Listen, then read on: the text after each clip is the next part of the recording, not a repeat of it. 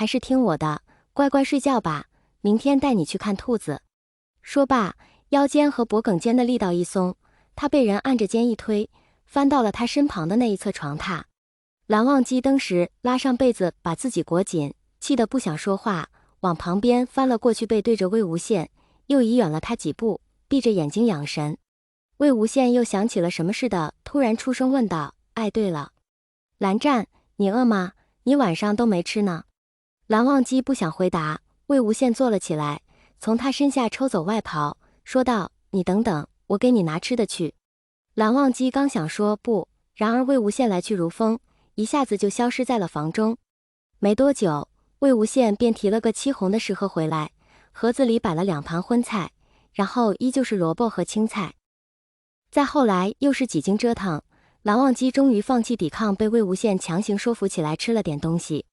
魏无羡见他连续加了几块肉丝，说道：我还以为你们家只吃青菜树皮呢，每天就吃那么点，是怎么把你养得这么结实的？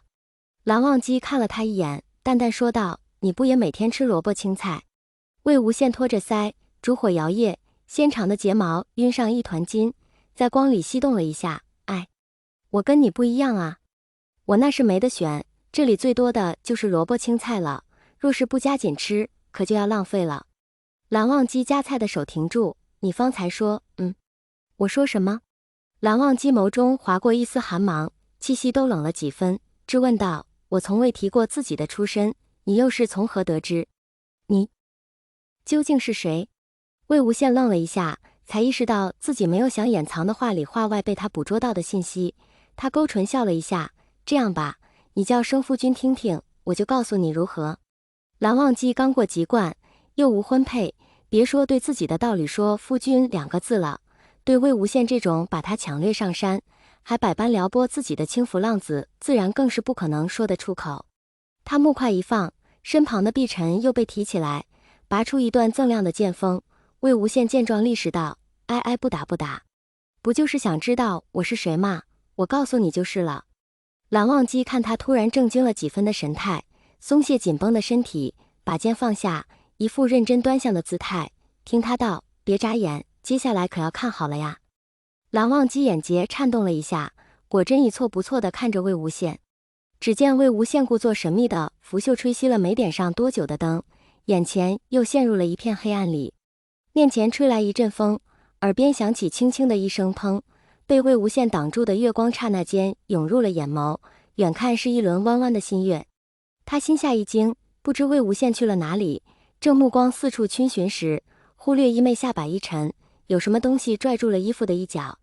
蓝忘机仔细分辨，原来是一只小黑兔，与黑暗融为了一体，黑乎乎的一团绒球，若是不注意看根本看不出来它在那儿。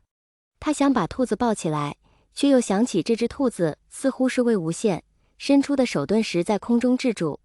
小黑兔见蓝忘机还不来抱它，咬住他的衣服往外拽了2下，催促他快点把自己抱起来。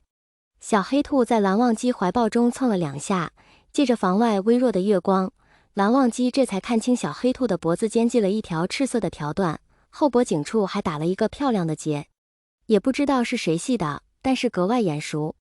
小黑兔撒开腿，3两下蹬到他的颈窝，顺势亲了他的脸颊。蓝忘机本就喜欢兔子这类毛茸茸的小动物，见到小黑兔如此与他亲近，一颗心登时就化了，下意识伸出手揉了揉他的头。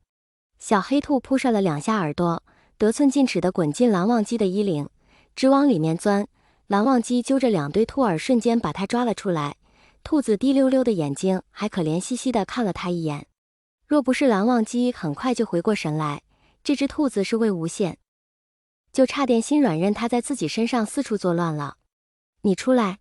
魏无羡噗的一声又变回来，理了理自己身上的衣服，打趣道：蓝二公子，没想到你这么讨厌我，对兔子却格外宽容吗？蓝忘机动了动唇，却是没想到魏无羡是一只兔妖，怪不得乱葬岗黑雾缭绕，妖气横生。若魏无羡是这座山头的领头妖，那么住在山上的那些居民莫非也是妖？藏书阁典籍记载，妖魔鬼怪心术不端，常捉人吸取其精元寿命，助长自己的修为，修仙者见之人人可诛。他退离了魏无羡2步，手中的碧晨剑划出一半的剑锋，身躯紧绷，开始警惕起来。怎么，还没想起来我是谁吗？魏无羡坐下来，倒了一杯茶，茶水顺着喉管咽下，一路凉透了肺腑。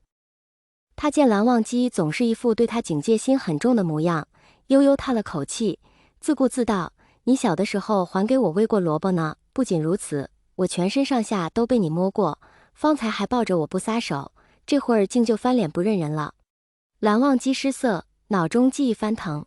云深不知处的大多都是白兔子，黑兔子颜色稀少，除了他小时候母亲送过他一只黑兔子之时，并没有见到过其他黑兔子了。